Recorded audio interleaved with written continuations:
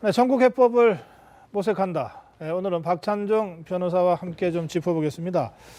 네, 조금 전에 이현종 문화일보 논설위원 그리고 김남국 변호사, 배종찬 리서치 본부장 이렇게 세 분과 함께 이 여야 새누리당 또 더불어민주당, 국민의당 내부 사정까지 좀 짚어봤는데요.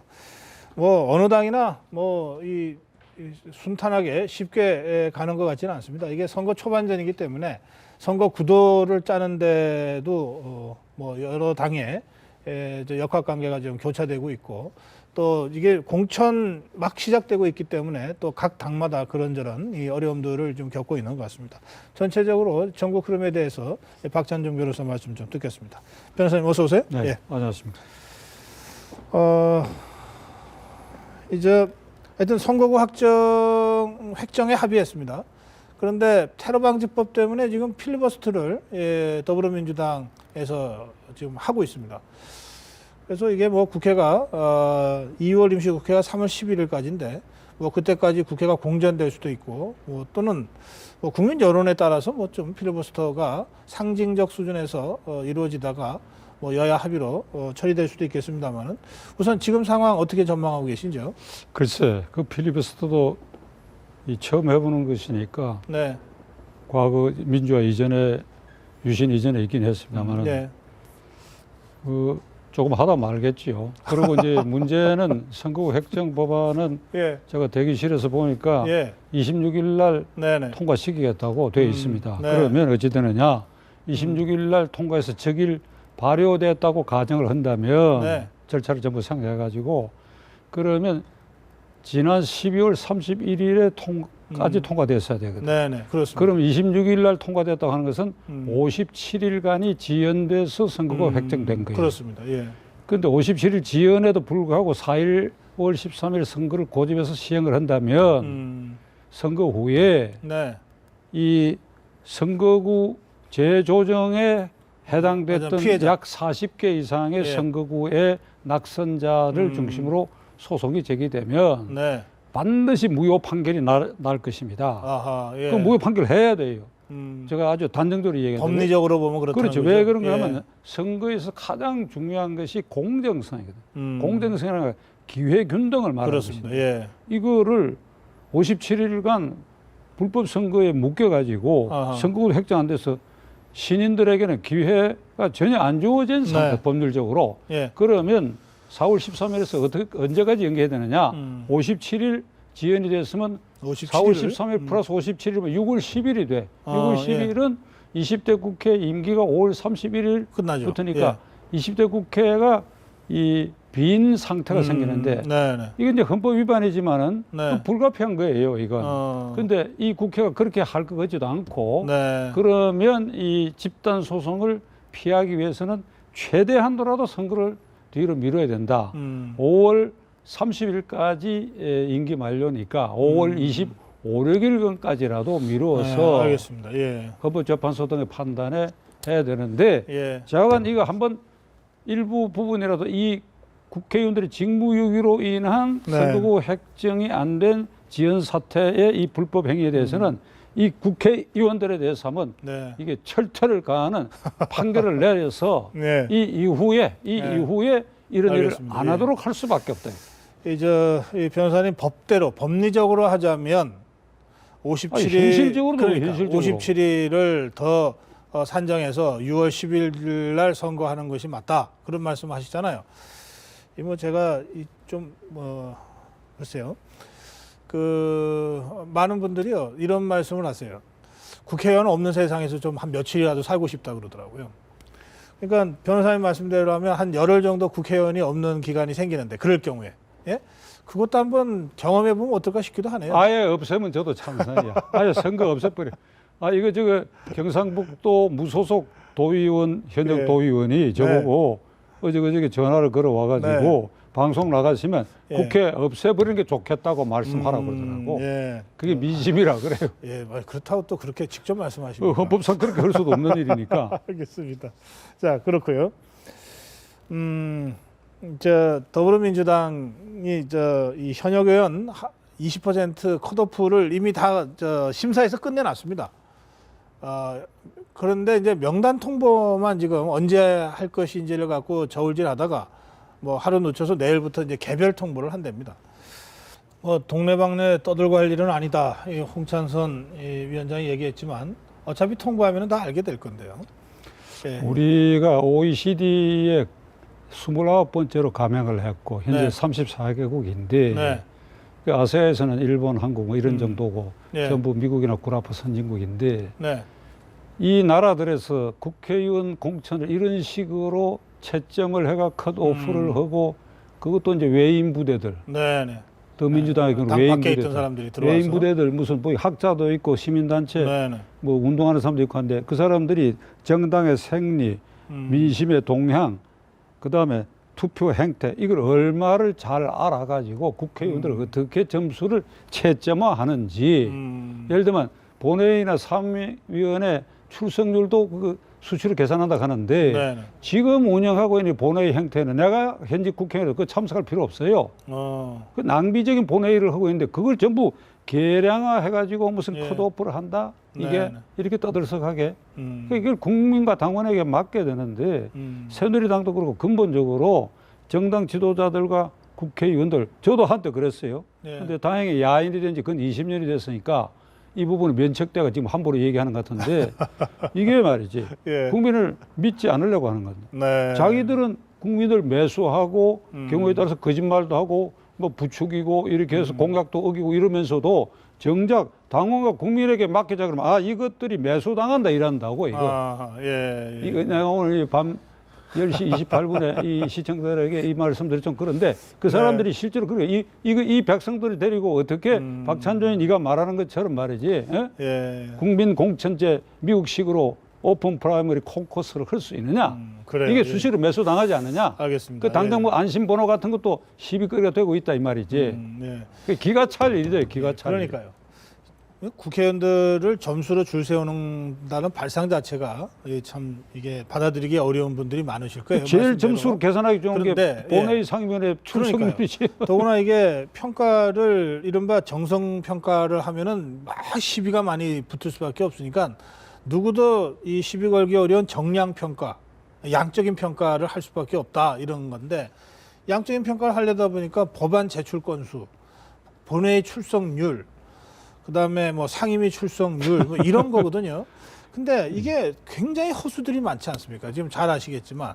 예, 근데 법안 제출 건수만 해도 이게 되게 정말 법을 만들기 위해서 대표 발의하는 사람들은 고생을 하지만 여기에 동료 의원들한테 같이 저 공동 제출합시다라고 사인 얻어 다니잖아요. 이거는 국회의원이 도장 찍지 않고 보좌관이 찍어주는 경우도 많거든요.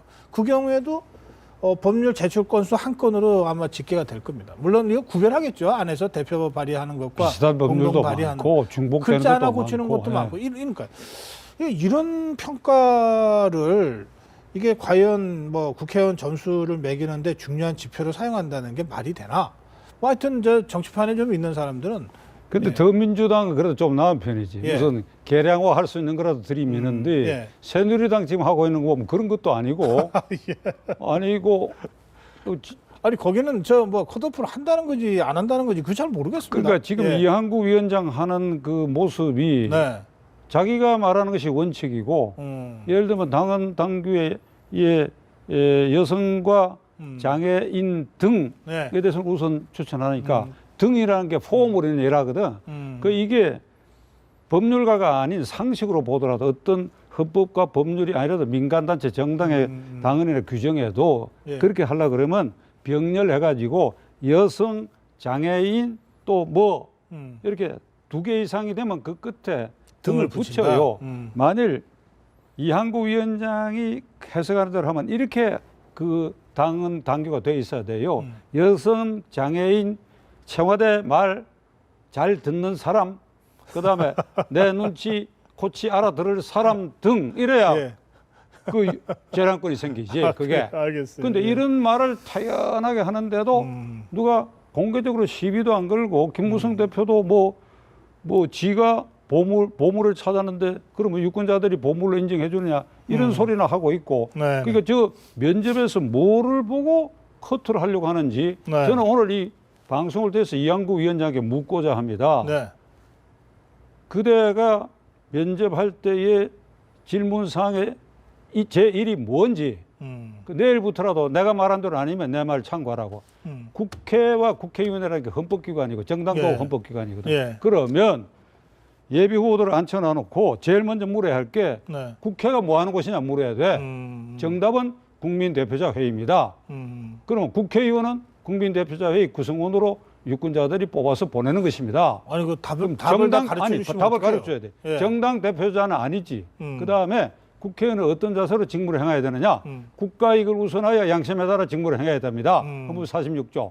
이거를 빈말이라도 하지 않은 사람들은 무조건 잘라야 돼. 무조건. 예. 근데 내가 보기에는 이건 안 묻는 것 같고 어허, 예. 이게 현역 국회의원들한테는 뭐 지난 4년 동안 뭐 어찌 지냈느냐. 신인들한테는 뭐 국회의원들 뭐 어떻게 하겠느냐. 앞으로 어떻게 그건 할 거냐. 정답이 말 잘 듣겠다 하면 되겠지. 그러면 이한구 위원장 거기서 컷오프 안 하겠지요.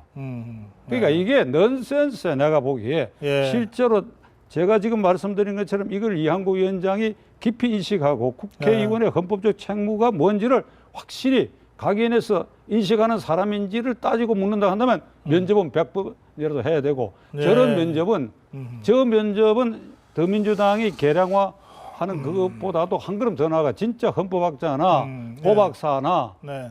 아니 저는 빼야 될 게. 저는 저를 갑자기 끼워. 이런 사람들한테 이걸 맡기는 게 옳아요. 이건. 아니 뭐 저는 사양하겠습니다, 변호사님. 이게 부르지도 않을 거야.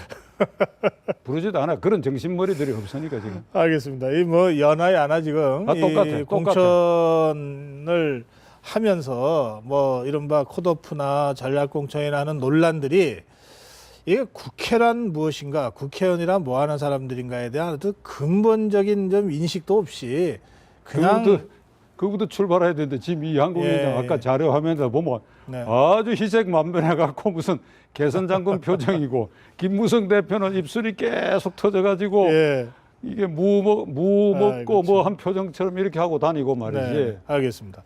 자, 그런데요, 변호사님.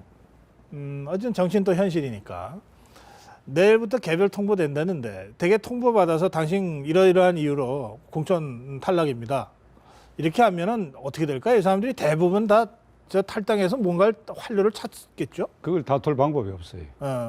새누리당도 다툴 방법이 없어요. 아하. 왜 다툴 방법이? 예를 들면 쉽게 새누리당을 예를 듭시다. 네. 더민주당도 마찬가지니까 네네. 이한국 공천심의사위원회에서 A 지역의 후보를 홍길동으로 결정했다고 결의를 해버리는 거예요. 네. 그거는 전부 이한국 위원장 마음대로 할 수 있는 사람들로만 돼 있잖아요. 그러면 최고위원회로 넘어와서 네. 김무성 대표가 이게 자식들이 장난했다 그러고 해도 최고위원회 구성으로 와서 비박이 많으니까 통과요 이러면 친박이. 예. 친박이 많으니까 예. 그러면 김무성 대표는 화가 나가 벌떡 나간다. 이 결의가 없었다. 그리고 내가 도장 갖고 있다 이라거든. 네네. 그 이제 당 대표 직인이 중앙선관위에 등록이 돼 있어요. 그럼 중앙선관위에는 각 정당의 당 대표 직인을 사진을 그대로 같은 모양으로 그게 떠가지고 찍히지 않으면은 246개 지역구에 보내놨어요. 어허. 그러면 공천장에 그 도장을 찍어서 해당 지역구에 오면 내가 경험한 것이 요래 대조를 해봐요. 아하, 요 예. 도장이 진짜인가? 진짜인가? 진짜인지 다 언론에 보도됐지만 그 김무성 대표가 며칠 전에 도장 내가 갖고 있다 이러더라고. 근데 그 도장 뭐 주머니에 넣고 다니는 건 아니겠죠? 뭐 당 사무처에서 아니 보관하고 주머니 넣고 있겠죠. 다녀도 그렇게 되면 어찌 되냐 하면 친박들이 최고위원회에서도 결의가 됐고 분실계를 내고 저런. 개인 신청을 하는 거예요. 하하, 참네. 아니 뭐 아니, 그렇게까지 해야 됩니까, 이름으로 정치가? 먼저 도장 이거는 분실이 돼가 아. 행방이 모양을 하니까 다시 냈다고 이러면 어찌 되느냐? 닭 쫓던 게 지붕 쳐다보는 격이 된다.